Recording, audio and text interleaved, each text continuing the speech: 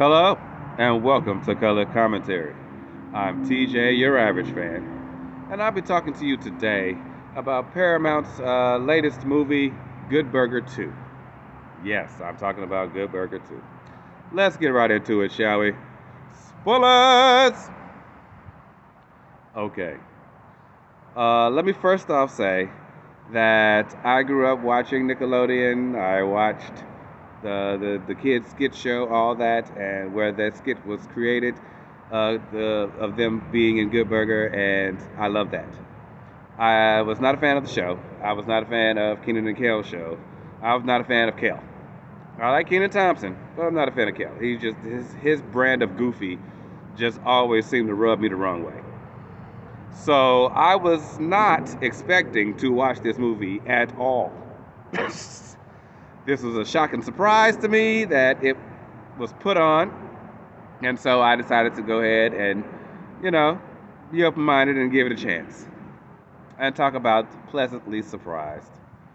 Yeah, I also did not see the first Good Burger movie either, so I have no frame of reference to know a lot of the stuff that what they may have been talking about, or songs they were singing, or people that they were alluding to.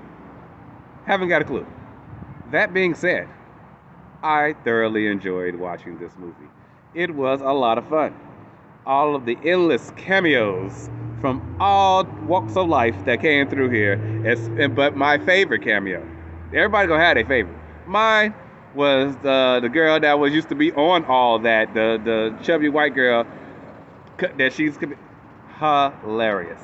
I loved it. I was so glad to see her, to know that she's still walking on planet Earth. It was great. It was, again, so many people, too many people to name. That's how many people it was. Like, it was a lot of people in this movie. And George Clinton, I was glad to see George Clinton. I was glad that George Clinton's still alive. That's wonderful. I did not even know that, but good to know. Because I'm like, whoo, George Clinton. Hey. Anyway, this one turned out to be good.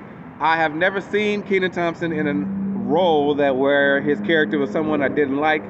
Oh, I did not like his character in this movie. It basically was his character, Kenan's character of Dex, is broke. He was doing his own entrepreneurial business thing, and it didn't work out. He burned his house down, all that good stuff. That was funny. um, but then he basically just trying to find a way to get some money, some kind of way to get back on, so he can do anything. And he come up with these grand schemes and ideas that don't work out, and then he move on to the next one, taking no responsibility for his failures or the people that he hurt along the way. That was his moral conundrum during this movie. I thought it was going to be something ridiculous with Ed, but it wasn't. Ed was the one getting hurt by Dex. I was like, no.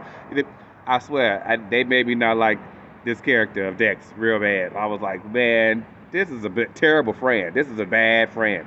But he turned it around. Before the end of the movie, he did turn it around. So I was glad about that.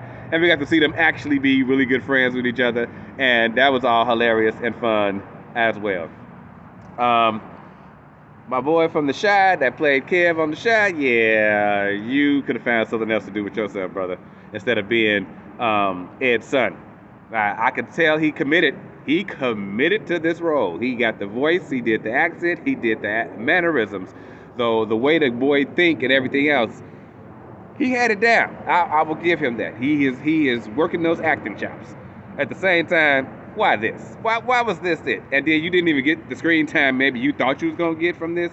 So yeah, he was alright. He was alright. Wouldn't have missed him if he wasn't there. Just saying. He didn't really add to the flavor of the movie. Kenan and Kel themselves were the flavor of this freaking movie, and I would say maybe halfway through, I started to like warm up to Kel because immediately I was like, this freaking idiot. Everything he did, everything he said, I had to roll my eyes, huff and puff and sigh. And I'm like, oh my God, I gotta go through a whole movie of this idiot. But no, he turned out to be a likable character after all. And I see why people like this silliness. It was fun. It was truly a fun movie. I enjoyed it.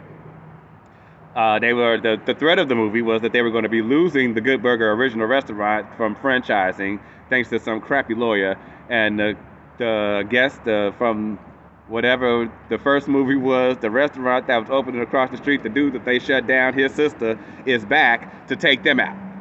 So yeah, that's what it was all about. Her getting revenge for her brother and them shutting his restaurant down thanks to Ed's sauce that made the restaurant popular enough to stay open in the first place. I'm like, okay, this is crazy.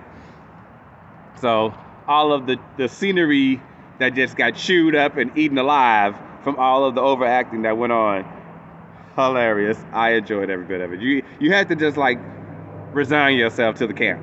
Like you're like, yeah, I can't expect certain things to be. You just gotta accept it. And once you do that, oh, this movie is fun. It's a fun ride. You just go on a ride. It's like an amusement park ride. You just ride it, have fun, enjoy. Don't overthink it. If I had to rate this movie, I would give this movie, I'd give it a 7.